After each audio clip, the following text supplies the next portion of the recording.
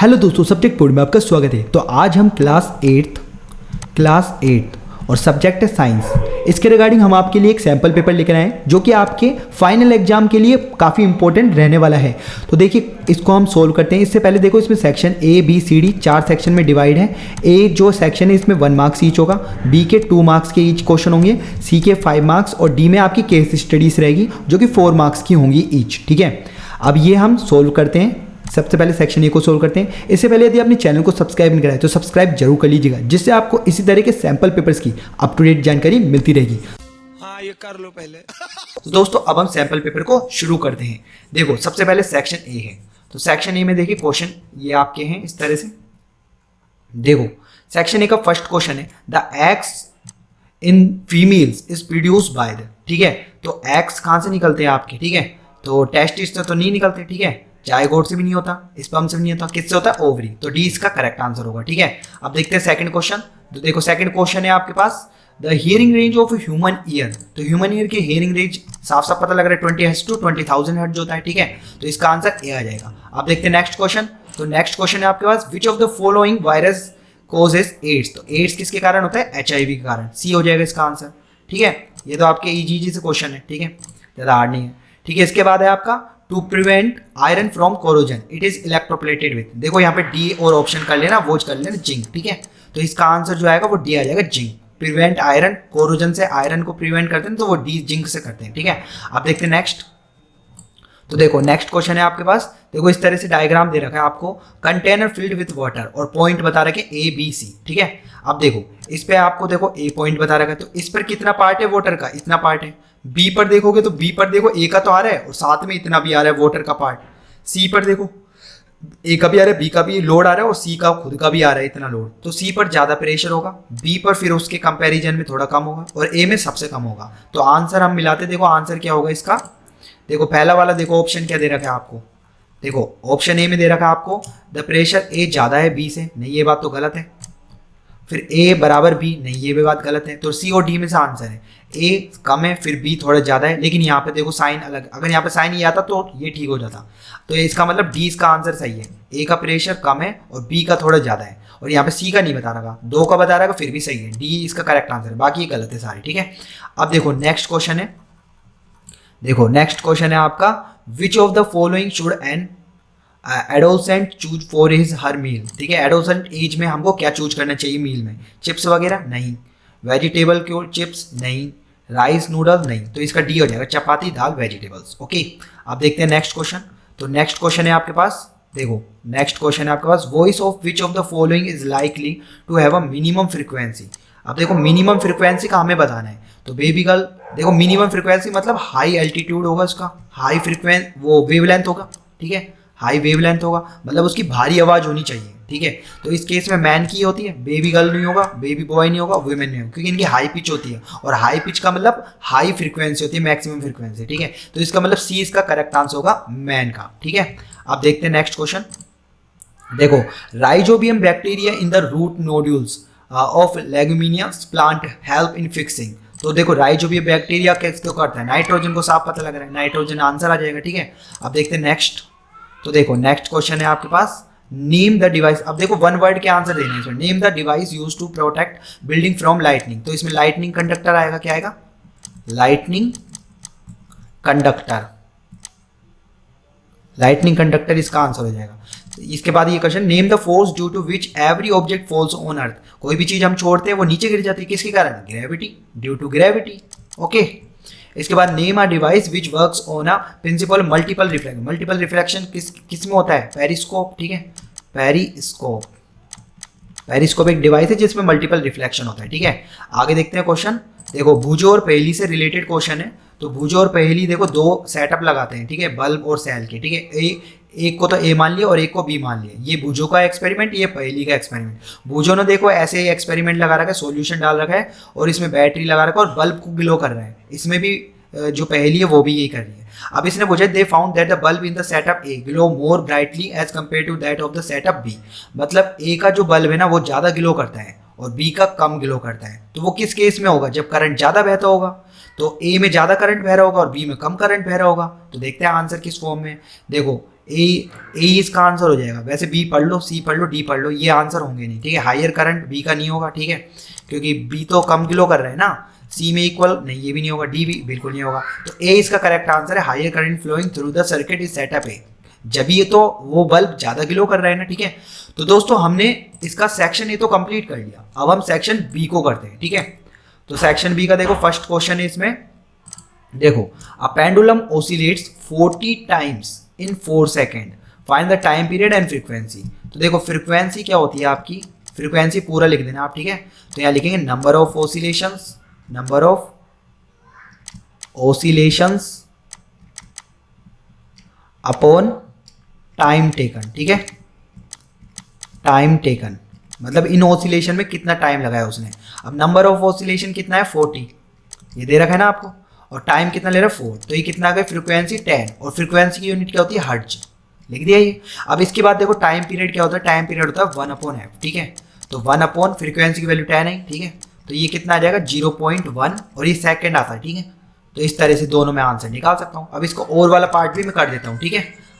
तो और वाला पार्ट देखो क्या है, Sonali heard sound of thunderbolt, बिजली की आवाज सुनी उसने 5 second after she saw flash of lightning, how far is the form from the place where the lightning occurs. Speed दे रखी है आपको, टाइम दे रखा है आपको। अब मैं आपको एक फॉर्मूला बताता हूँ, स्पीड बराबर क्या होता है, ये तो आपने पढ़ रखा होगा, डिस्टेंस अपॉन टाइम, यही होता है। अब स्पीड की जगह स्पीड रख देंगे 330 मीटर पर सेकेंड, और डिस्टेंस आपको निकालनी होगी, ठीक है, डिस्टेंस, और नीचे कितना है टाइम, टाइम कितना है 5। अब 5 को इससे इंटू कर दो, तो यहाँ से डिस्टेंस आ जाएगी, देखो यहाँ से मेरे डिस्टेंस आ जाएगा d 330 इंटू 5, तो ये क्या आ जाएगा आपके पास 0 5 1 5 3 16 1650, और ये किस में आ जाएगा मीटर, ठीक है। देखो सेकंड से तो सेकंड कट जाएगा यहाँ पर, ये मीटर पर सेकंड में है, और ये सेकंड में, सेकंड से सेकंड मीटर आ जाएगा, ठीक है। तो ये इतनी डिस्टेंस होगी जिसने इसने पूछा है, ठीक है। इसमें लिख रखा है हाउ फार मतलब डिस्टेंस, ठीक है। अब देखते हैं नेक्स्ट क्वेश्चन। देखो इसमें आपसे पूछेगा जायगोट और फीटस, इसमें डिफरेंस बताना है। तो देखो सबसे पहले क्या होता है, मेल होता है, एक फीमेल होता है, ये अपनी स्पर्म सेल और ये एग्स जब भी देता है तो ये दोनों मिलके फर्टिलाइजेशन होता है। उसके बाद जायगोट का फॉर्म होता है, उसके बाद जायगोट डेवलप होके धीरे धीरे एम्ब्रियो डेवलप करता है, और उसके बाद वो क्या हो जाता है फीटस बन जाता है, ठीक है। फीटस बन जाता है और वो यूट्रस वॉल पे चिपक जाता है, ठीक है। इस तरह से प्रोसेस होता है। तो अब इसको देखो इसमें क्या लिखेंगे वो देखते हैं। सबसे पहले देखो इनमें डिफरेंस बताना है। तो देखो जायगोट में आप क्या बताएंगे, तो देखो आप जायगोट में क्या बताएंगे, जायगोट में आप लिखेंगे 2 पॉइंट लिख देंगे। इसमें पहला पॉइंट आप लिखेंगे इट इज अर्लीस्ट, ये क्या अर्लीस्ट डेवलपमेंट होता है स्टेज का, ठीक है। It is the earliest stage, एक अर्लीस्ट स्टेज ऑफ डेवलपमेंट, ठीक है। अर्लीस्ट स्टेज होती है डेवलपमेंट की, ठीक है, ये मैंने लिख दिया। दूसरा इसमें पॉइंट लिखेंगे जायगोट डिवाइड्स, ये डिवाइड्स करता है, डिवाइड्स सेवरल टाइम, ठीक है, several times to form an embryo, ठीक है, एम्ब्रियो, ठीक है, या आर है, ठीक है, एम्ब्रियो, ठीक है। तो देखो it is the earliest stage of development, देखो मैंने बताया था ना फर्टिलाइजेशन के बाद जायगोट बनता है आपका, अर्लीस्ट स्टेज है, ठीक है, अर्लीस्ट स्टेज है डेवलपमेंट की। उसके बाद जायगोट धीरे धीरे डिवाइड होगा और एम्ब्रियो की फॉर्म कर देगा, ठीक है, ये तो जायगोट हो गया। अब बात करते हैं फीटस की, ठीक है। तो फीटस में यहाँ बता देता हूँ, फीटस आपका, तो फीटस क्या होता है, देखो ये इसमें लिखेंगे इट इज द लास्ट, ये लास्ट पार्ट होता है, ठीक है, last stage, last developmental stage, developmental stage of an organism, ठीक है। और इसमें दूसरा लिखेंगे the foetus stage occur after the embryo stage, stage, ठीक है। मतलब जब एम्ब्रियो बन जाएगा ना उसके बाद की स्टेज जो एंड में रहेगी, तो foetus stage occur after the embryo stage के बाद ये वाली आएगी, ठीक है। तो ये दोनों अंतर हो गए, ठीक है। इस तरह से आप अपने एग्जाम में ये लिख कर आ सकते हो, ठीक है। अब देखते हैं नेक्स्ट। तो देखो नेक्स्ट क्वेश्चन है आपका, देखो 15 क्वेश्चन है आपका, explain why a charge body loses it charge if we touch it with our hand, ठीक है। जब भी हमारा हैंड चार्ज बॉडी को छूता है तो क्या करते हैं, अर्थिंग कर देता है वो, ठीक है। क्या कर देता है, अर्थिंग। तो इसके क्वेश्चन में आप आंसर कैसे लिख कर आओगे अपने एग्जाम में, वो देखो आप इसमें लिखेंगे, देखो इस तरह से, when a charge body is touched with hand our body conducts and transfer the charge from the charge body to earth। देखो ये कीवर्ड है, charge body to the earth। तो this way charge body loss it charges to, ठीक है। इस तरह से आप अपने एग्जाम में लिख कर आ सकते हो। आप देखते हैं नेक्स्ट। इसके बाद नेक्स्ट क्वेश्चन था हमारा, देखो इसमें state the law of reflection. तो इसके दो लॉ होते हैं, वो हम देख लेते हैं। देखो इसको भी हम देख लेते हैं इस तरह से। देखो इसकी जो दो रूल है ना, देखो इस तरह से, देखो क्या होता है इसमें रिफ्लेक्शन में, इस तरह से होता है, इंसिडेंट रे आती है, रिफ्लेक्टेड रे आती है, ये नॉर्मल होता है आपका, ठीक है। ये इंसिडेंट एंगल होता है आई और ये रिफ्लेक्टेड एंगल होता है आर, ये दोनों बराबर होते हैं, आई बराबर आर। एक तो ये रूल हो गया, ठीक है। दूसरा क्या होता है, इंसिडेंट रे, ये इंसिडेंट रे, ये वाली क्या है, रिफ्लेक्टेड रे, और ये क्या है आपका नॉर्मल। ये तीनों के तीनों एक ही प्लेन पर है और ये स्मूथ सरफेस पे टकरा रहे हैं, ठीक है। तो इस तरह से मैंने लिखा है यहाँ पे, law of reflection the principle when the light ray fall on the smooth surface the angle of reflection is equal to the angle of incident, जो कि ये वाला, ठीक है। The incident ray, the reflected ray, the normal और to the surface all lie on the same plane पर ही, ठीक है। इस तरह से आप दो रूल लिख देंगे। इसके बाद देखो क्वेश्चन क्या है, तो देखो इसके बाद आपका क्वेश्चन है, देखो इसके बाद आपका ये क्वेश्चन है और में दे रखा है इसमें, what is far point and near point of human I with normal vision. तो देखो फार पॉइंट तो आपका इनफाइनाइट होता है और नियर पॉइंट 25 सेंटीमीटर होता है, और नॉर्मल जो पर्सन है वो 25 टू इन्फिनिटी, इस रेंज में आराम से ईजिली देख सकता है। अब देखो इसको आप एग्जाम में कैसे लिख कर आओगे वो देख लो। देखो इसमें आप लिखेंगे, देखो for a young adult with a normal vision the near point is about 25 centimeter, the far point of eye is at infinity। ये मैंने अभी बताया। normal eye can see object clearly that are between 25 centimetre and infinity. देखो 25 centimetre से अगर कम दूरी पर आप कोई चीज़ देखोगे तो वो आपको धुंधली दिखाई देगी, अच्छे से नहीं दिखाई देगी, ठीक है। और इनफाइनाइट तक वो दिखाई देते हैं। 25 सेंटीमीटर और इनफाइनाइट इन दोनों के बीच में होनी चाहिए कोई भी ऑब्जेक्ट को आपको क्लीन देखने के लिए, ठीक है। अगर आप नहीं देख पाते तो उस केस में आपको मायोपिया, हाइपरमेट्रोपिया ऐसे तरह की बीमारी हो सकती है, ठीक है। अब देखते हैं नेक्स्ट क्वेश्चन। तो नेक्स्ट क्वेश्चन है आपका, देखो इस तरह से ये क्वेश्चन है आगे, ये आपका क्वेश्चन लिख रखा है इसमें, an inflated balloon was pressed against a wall after it had been rubbed with a piece of synthetic cloth. It was found that the balloon stuck to the wall. What force might be responsible for the attraction between the balloon and the wall। तो balloon and wall के बीच में क्या आपको कौन सा attraction force वहाँ पे काम करेगा वो आपको बताना है। सबसे पहले देखो इस बैलून को जब भी आप रब करते हो तो वहाँ पे चार्ज डेवलप होता है, और जब भी चार्ज और अनचार्ज ये दोनों के दोनों अट्रैक्ट करते हैं, ठीक है। तो वो हम देख लेते हैं किस तरह से लिख कर आएंगे आंसर। यहाँ पे इलेक्ट्रोस्टैटिक फोर्स डेवलप हो जाता है, ठीक है। तो इसमें देखो आप क्वेश्चन में कैसे लिख कर आएंगे अपने एग्जाम में, देखो answer, when an inflated balloon rubbed with a piece of synthetic cloth it becomes charged body attract on uncharged body। समझ गए। when this charged balloon is pressed against a wall it stick to the wall thus the electrostatic force। देखो electrostatic force develop हो जाएगा वहाँ पर, जिसकी वजह से वो वहाँ पर स्टिक हो जाएगा, ठीक है। तो ये इस तरह से आप लिख कर आ सकते हो अपने एग्जाम में। अब देखो नेक्स्ट क्वेश्चन है, देखो नेक्स्ट क्वेश्चन है आपके, देखो does pure water conduct electricity. तो प्योर वाटर तो कंडक्ट नहीं करेगा इलेक्ट्रिसिटी, क्यों, क्योंकि उसमें आयंस नहीं होते। तो इधर नो लिख देना, खत्म, ठीक है। If not what can be do mimic it conduct. अगर उसको कंडक्शन करवाना है तो मैं क्या करूँगा, उसमें आप NaCl डाल दो, प्योर वाटर में NaCl डाल दो, तो Na प्लस में कन्वर्ट हो जाएगा और Cl माइनस में कन्वर्ट हो जाएगा जब भी वाटर में डालेंगे। तो ये आयंस बन गए और इन आयंस की वजह से उसमें इलेक्ट्रिसिटी पास हो जाएगी, ठीक है। तो मैं इसका आंसर कैसे लिखूंगा अपने एग्जाम में वो देखिए। तो इसमें आप लिखेंगे, देखो इस तरह से, देखो pure water does not conduct electricity, जैसे मैंने बताया था नो, ठीक है, because it does not have free electron और ions to conduct electricity. Okay, pure water can conduct electricity when a pinch of common salt is added to it. Pinch of common salt, एक common salt आपका NaCl ही होता है, ठीक है। As a salt solution conducting in nature. क्यों होते हैं? क्योंकि ये आयंस में कन्वर्ट हो जाते हैं। ओके, तो दोस्तों हमने सेक्शन बी को कंप्लीट कर लिया पूरे को पूरे इसको। अब हम सेक्शन सी की ओर बढ़ते हैं। सेक्शन सी का फर्स्ट क्वेश्चन है, what is the difference between noise and music. Noise और म्यूजिक में क्या डिफरेंस है, और म्यूजिक आपका नॉइज समटाइम कैसे बन जाता है वो भी हम बताएंगे। बी वाला पोर्ट में list source of noise pollution in your surrounding. आपके सराउंडिंग में कौन कौन से नॉइज पोल्यूशन के कारण होते हैं वो हमें सोर्सेस का नाम बताना है। ठीक है, तो इसका आंसर में देखो आप क्या लिखेंगे।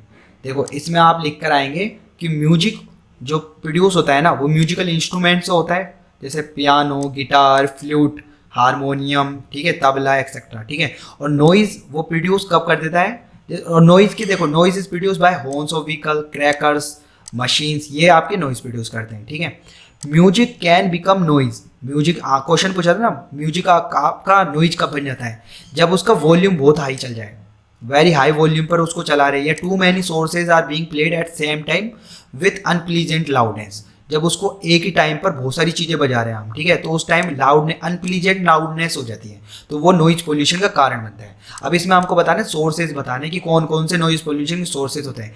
टेलीविजन और transistor running at high volume पे चलाना, तब loud speaker, horns of buses, car, trucks, आपका होम अप्लायंस जैसे मिक्सर हो गया, डेजर्ट कूलर हो गया, इस तरह से, और बस्टिंग ऑफ क्रैकर्स, ठीक है, पटाखे वगैरह का शोर, तो ये नॉइज पोल्यूशन का कारण होता है। ठीक है, अब देखते हैं next question.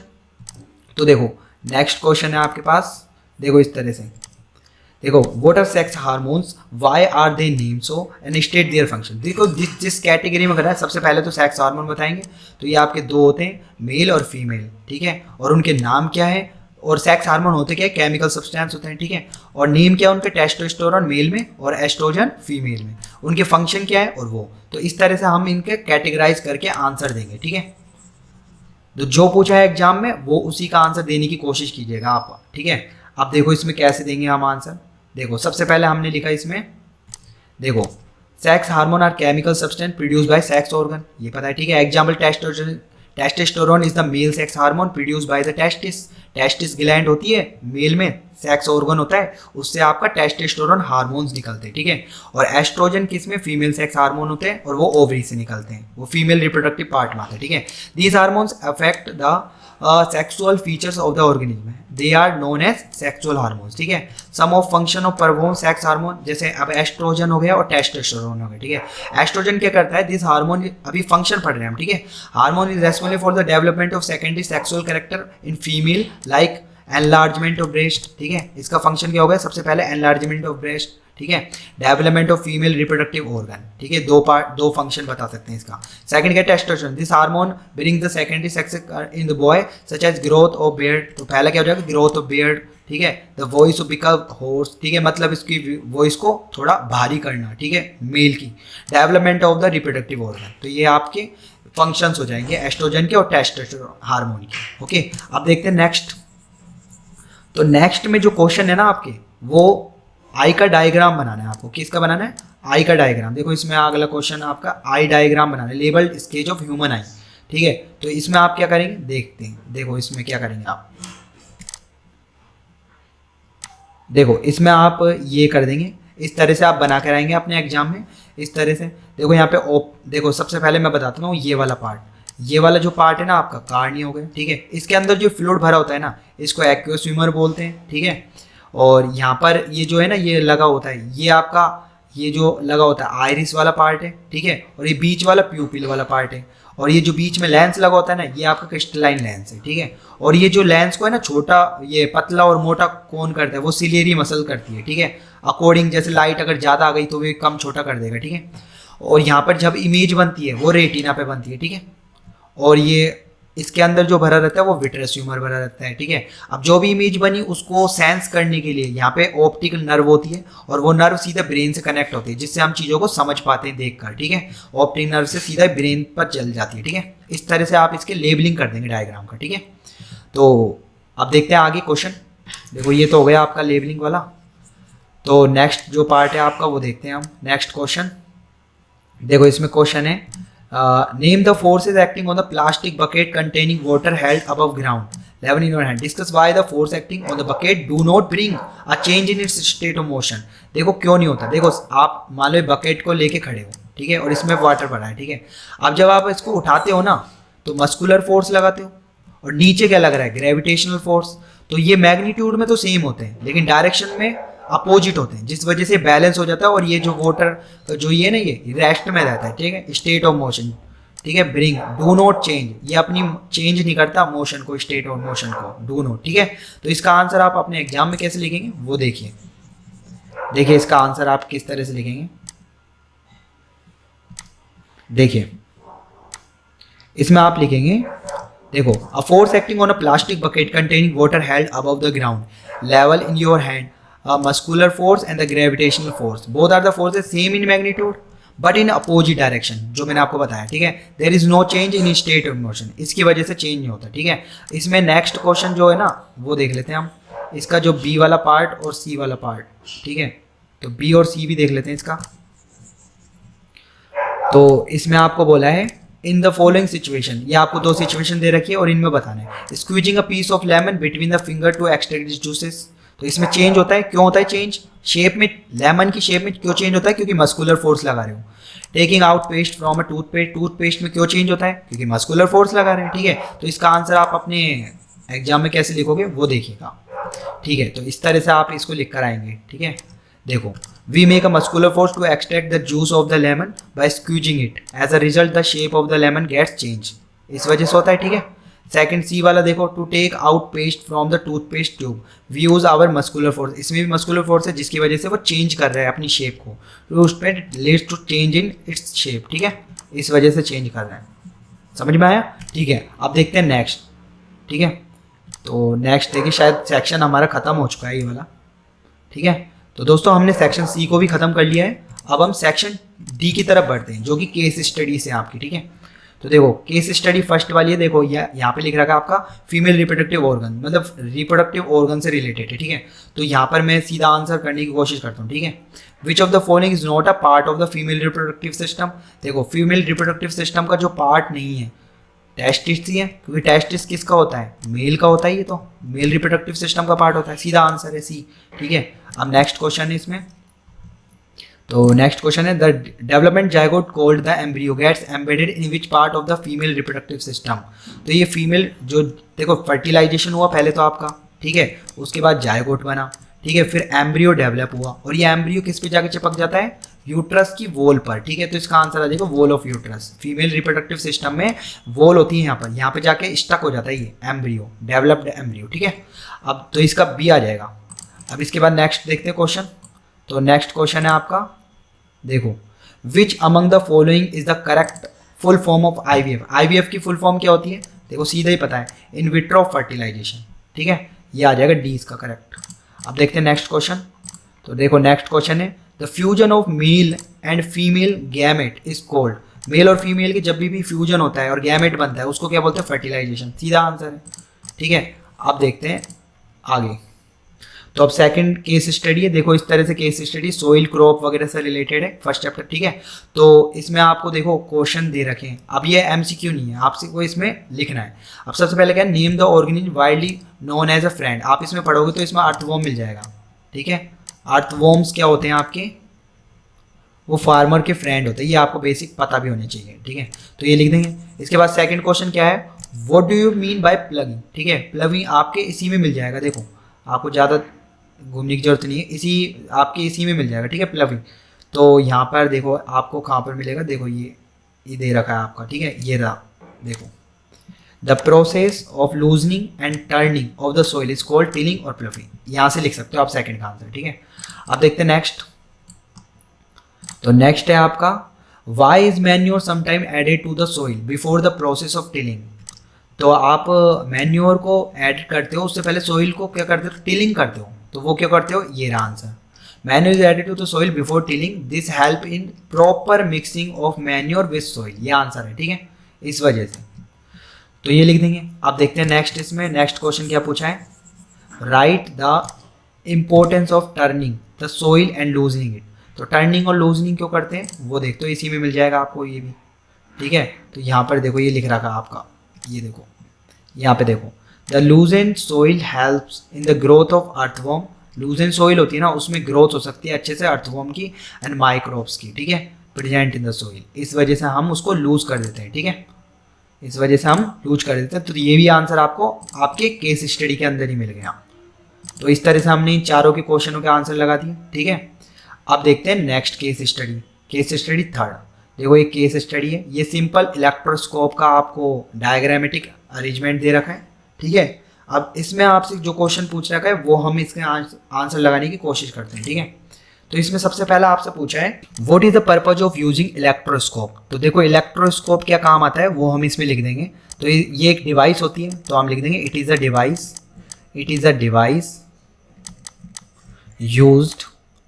Used to test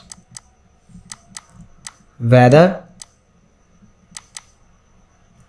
an object is carrying current or not। मतलब आपको ये एक इंस्ट्रूमेंट, ये जो आपका है ना डिवाइस, ये टेस्ट करने के काम आता है कि कोई ऑब्जेक्ट आपका करंट को कैरी कर रहा है या फिर नहीं कर रहा, करंट और नोट, ठीक है, कर रहा है या नहीं कर रहा कैरी करंट को, ठीक है। अब देखते हैं second, give to examples of conductor. तो कंडक्टर क्या कॉपर हो सकता है या फिर आपका आयरन हो सकता है, इस तरह से आप एग्जांपल दे सकते हो कंडक्टर के, ठीक है। अब इसमें नेक्स्ट होना व्हाट इज अर्थिंग। तो अर्थिंग आपका क्या होता है, द प्रोसेस ऑफ, यहाँ पे लिख देता हूँ मैं, process of transferring charge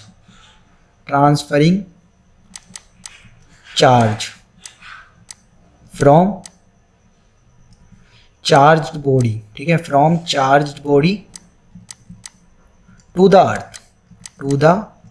earth, ठीक है। इसी को हम क्या कहते हैं, अर्थिंग कहते हैं। नेक्स्ट है why the foil strips repel each other. जैसे एल्यूमिनियम की फॉइल है, अब एल्यूमिनियम की फॉइल में कई बार क्या हो जाता है, दोनों एल्यूमिनियम की पूरी फॉइल है, तो ये मान लो प्लस प्लस दोनों को रिपेल करेंगे एक दूसरे को, ठीक है। माइनस माइनस ये भी रिपेल करते हैं, लेकिन प्लस माइनस होते तो अट्रैक्ट करते हैं। तो इसकी स्ट्रिप के बीच में जो चार्ज होता है ना, सेम नेचर के हो जाते हैं, जिसकी वजह से ये रिपेल करते हैं। तो इसमें आप लिखेंगे aluminium foil strips receive the same charge from the charged refill, ठीक है, charge refill through the paper clip,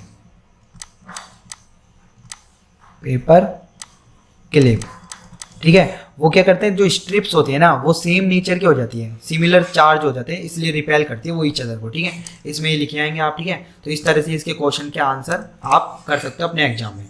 अब देखते हैं नेक्स्ट केस स्टडी, आखिरी केस स्टडी हमारे पास फोर्थ, तो वो भी देख लेते हैं हम।